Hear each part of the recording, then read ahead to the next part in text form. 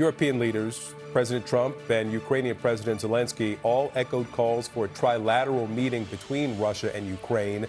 And they're putting pressure on Russia. Just minutes ago, British Prime Minister Keir Starmer made a statement going a step further, threatening more sanctions if Russia does not stop its assault. And Zelensky agreed. He said that he has stressed that sanctions should be strengthened if there is no trilateral meeting or if Russia tries to evade an end to the war. Shortly after getting back to Joint Base Andrews from his Anchorage summit with Putin, President Trump posted details about their meeting online. He revealed that he's pushing for a full peace deal by passing a ceasefire altogether. He says Zelensky would come to D.C. on Monday, and if that works out, they would schedule a meeting with Putin. And Trump and Putin's meeting Friday in Alaska lasted about 3 hours and ended with neither president answering questions immediately after. We, of course, have team coverage this morning with CNN's Nick Payton-Walsh and Elena Treen breaking down those overnight developments. Let's start with Nick Payton-Walsh live in Kyiv. What more are you learning about these European leaders, the guarantees that they're discussing, and President Trump's cooperation with those guarantees?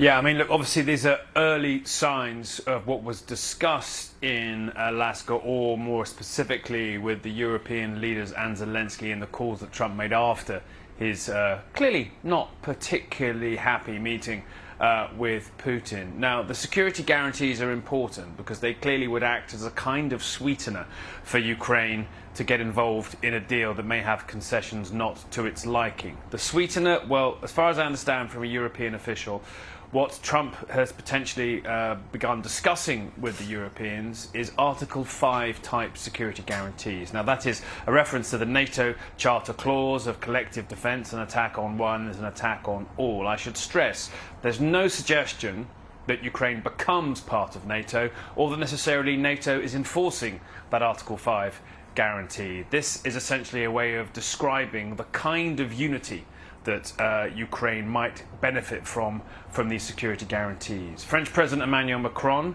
has gone on social media to say that there is a willingness to contribute to security guarantees from the United States. We have heard President Trump make references to security guarantees, but it's the sort of ironclad nature of this, that's a phrase used by one of the European leaders, that will be enticing to Kiev. I should point out there's some trust deficit here. They had security guarantees in the mid-90s when they gave up their nuclear weapons here in Ukraine and still got invaded by Russia twice. So I think it's a positive thing, potentially, for Kiev to wake up and hear, but a sweetener presumably has a bitter pill that has to be swallowed as well.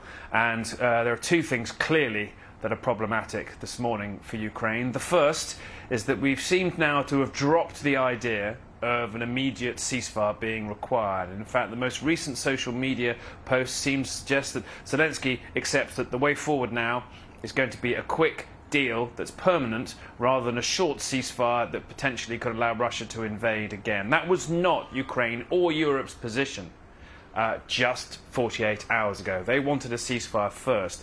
Now, Trump's social media post has said that everyone agrees a quick peace deal that lasts, I paraphrase here, is better than an immediate ceasefire. That's a win for Putin, because an immediate ceasefire means his troops have to stop fighting and stop winning and advancing on the front lines. Yes, potentially for Ukraine, a serious, lasting peace deal would be a win.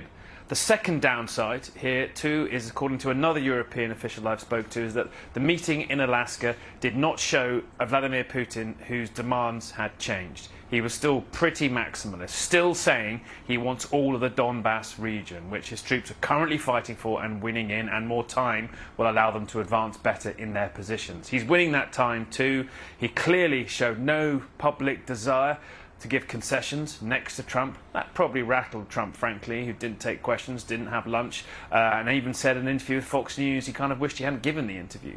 So it's been obviously a not ideal set of circumstances in Alaska. The issue now, of course, is with the meeting on Monday in the Oval Office again. The pressure is on Zelensky to concede, to agree, to go along with what Trump wants, and that's the problem really here in Ukraine. They've been there before. Nick, let me follow up with I want to draw a clearer line between that bitter pill that you say that they'd have to swallow. Would that be to give up that land to Putin, to Russia, in order to get that security guarantee? Yeah, I mean, we don't know, unfortunately. We don't know whether the idea that Trump has in his mind is to give Putin the land that he wants and then have the remainder of Ukraine held by Ukraine, guaranteed by some kind of security arrangement. That's clearly under discussion. I should stress again, repeatedly, Ukraine's President Volodymyr Zelensky has said no to territorial concessions. It would be politically toxic here. It would be practically, virtually impossible to turn around to a thriving town like Slavyansk or Kramatorsk, where we were just earlier in the week, and say everyone out in a matter of weeks because this is now going to be Russia. So I think that's the big challenge here, and the Europeans obviously think the idea of giving Vladimir Putin territory without even a fight is foolish. But that may be what's beginning to be formulated, unclear. And as we know, this is changing day by day, hour by hour. Red lines, things that were demanded 1 minute, evaporate minutes later. And while we clearly will see some anxiety in Ukraine about what may follow in the weeks ahead, they woke today to not the worst news. Putin and Trump didn't come up with some kind of overnight peace deal that Zelensky had to accept. Yeah. Security guarantees is something Ukraine very much wants, but there's clearly going to be a real problem here in the concessions Ukraine may get asked to make.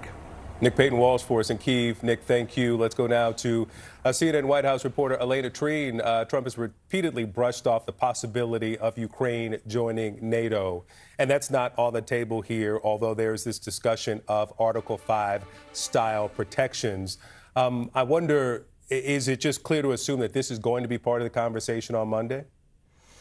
When it comes to NATO, I don't think so. I mean, I think President Trump, has been very clear that he doesn't think that part of this negotiation is going to be having Ukraine become a member. You've heard him say repeatedly over the last year, really, even before he came back into office, that he believes that's what started the war in the first place. So I don't believe that NATO membership is likely going to be on the table here. But this idea of security guarantees, potentially we could see President Trump getting there if that means that this could help, sweeten the deal, as Nick put it, for the Ukrainians. I'd note, of course, that having the U.S. being heavily invested and committing to security guarantees is something we have not heard President Trump really commit to just yet. He's often tried to push that and say the onus is on the United States' European allies to ensure that Ukraine's security is prosperous following whatever deal could potentially be had. But again, as Nick said as well, we really just don't know at this point. We don't have a good sense of what was discussed behind closed doors between President Trump and President Putin, and it's unclear as well whether Ukraine would even accept some of the things that we know might have been discussed, or as Trump put it yesterday during that press conference, that they had agreed to a lot of things, but there's no deal until there's a deal, essentially saying it is up to the Ukrainians really at this point to decide if they are willing to go there. Two things I want to reiterate that Nick brought up. One is, of course, we're going to see Zelensky at the White House on Monday. He's coming to Washington. That is a good sign, potentially. We'll see if those talks are well. We heard the president say he's hoping that could lead to another meeting with having both Putin and Zelensky in the same room. But one thing that is also unclear, and Trump brought this up yesterday, is this idea of whether he's willing to move forward with sanctions. We did see Zelensky just moments ago say that he believes sanctions are a necessary tool, that they are a good tool. Trump yesterday, however, said he's not thinking about that at the moment. Listen to how he put it.